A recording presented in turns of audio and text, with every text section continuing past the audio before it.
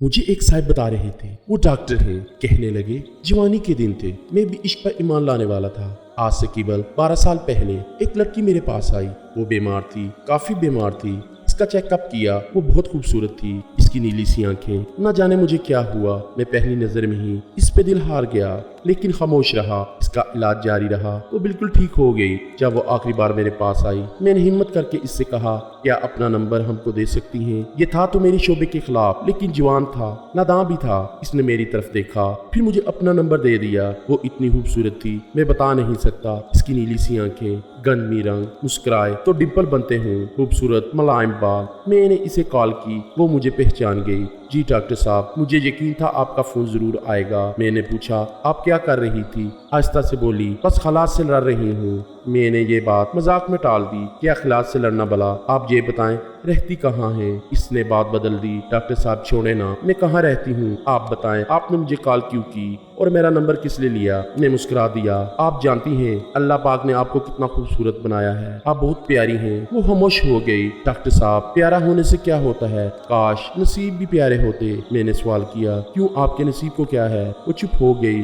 Doctor साहब, आप time pass करना चाहते हैं मुझसे? वो ये बात कर रही थी, मेरे पास मरीज आ गए। मैंने फोन बंद कर दिया। हमारी बात होती रही। वो मुझे कहती, डॉक्टर साहब, आपका इश्क में जानती हूँ कहाँ तक है, आप बता दें किस वक्त आपको मिलने आऊँ। इसकी ये बात सुनकर मेरे रोंगटे खड़े हो गए। मैंने कहा, तुमको ये बात करने से पहले सोचना चाहिए था, मैं ऐसा इंसान नहीं हूँ। मैंने इससे पूछा, आपकी फैमिली में कौन कौन है? वो आहिस्ता से बोली, सिर्फ अम्मी है और 2 छोटी बहनें, अब्बू नहीं है, भाई भी नहीं है कोई। मैंने घर के अखराजात का पूछा, कैसे घर का निजाम चलता है?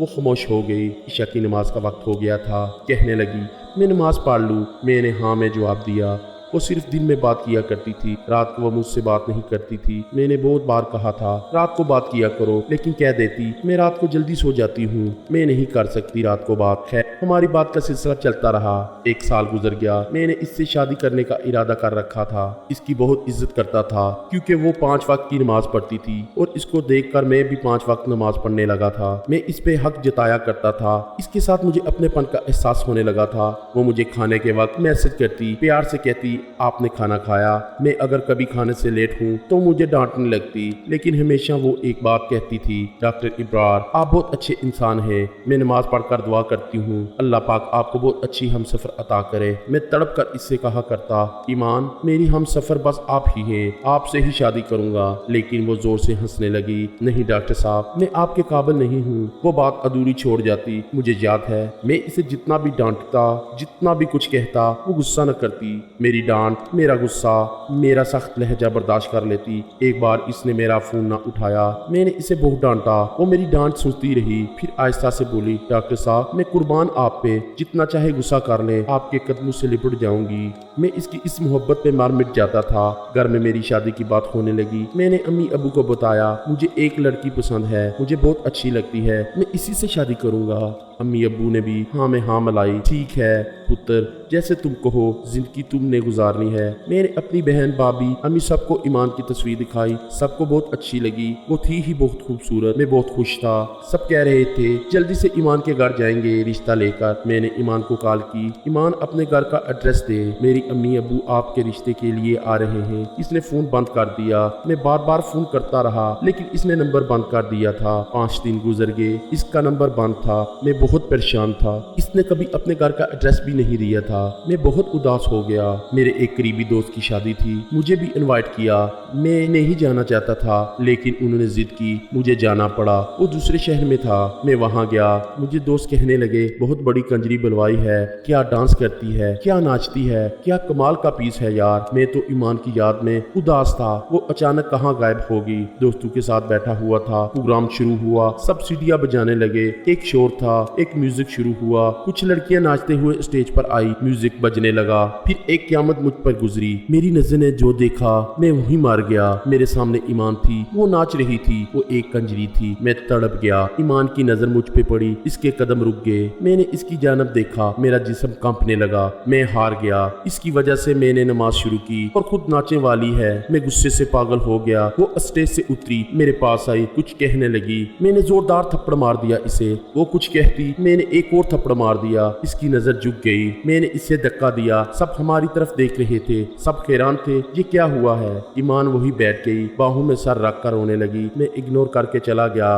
घर गया। बहुत ज्यादा परेशान था, नफरत सी हो गई थी ईमान से। इस पे बहुत गुस्सा था। सारी रात तड़पता रहा। दोस्त हैरान थे क्या हुआ। मैं 2 दिन ड्यूटी पर ना गया। फिर जब अस्पताल गया, मैं मरीज चेक कर रहा था। एक लड़की मेरे पास आई, डॉक्टर साहिब आपसे बात करनी है। मैंने हाँ में सर हिलाया। डॉक्टर साहब ईमान। मैंने ईमान का नाम सुना, चिल्लाने लगा इसका नाम ना लो। वो लड़की आस्ते से बोली, डॉक्टर साहब बस एक बार सुन ले, वो बेचारी हालात से हारी हुई है, वो गंदी लड़की नहीं है, वो मजबूर है। आप बस एक बार इसके घर आकर देख लें, सब समझ जाएंगे। एक बात कहूँ डॉक्टर साहब, वो आपसे बहुत प्यार करती है, लेकिन खुद को आपके काबिल नहीं समझती थी। हर वक्त आपकी बातें करती रहती थी, हर वक्त आपका जिक्र करती। एक बात बताऊं, वो बहुत अच्छी है, प्लीज इसे संभाल लें। वो थक गई जिंदगी से लड़ते लड़ते। इसकी माँ कैंसर की मरीजा है, बहनें छोटी हैं, वो स्कूल पढ़ती हैं। वो इज्जत से जीना चाहती थी, लेकिन जमाना इसे नोच खाना चाह रहा था। बस इससे आगे कुछ न बोलूंगी, मैं कुछ नहीं कहूंगी, इसे माफ कर देना। मैं खामोश था। रात को घर आया, बहुत उदास था। ईमान के घर का एड्रेस मुझे वो लड़की बता गई थी। मैं अम्मी अब्बू को साथ लिए दूसरे दिन ईमान के घर चला गया।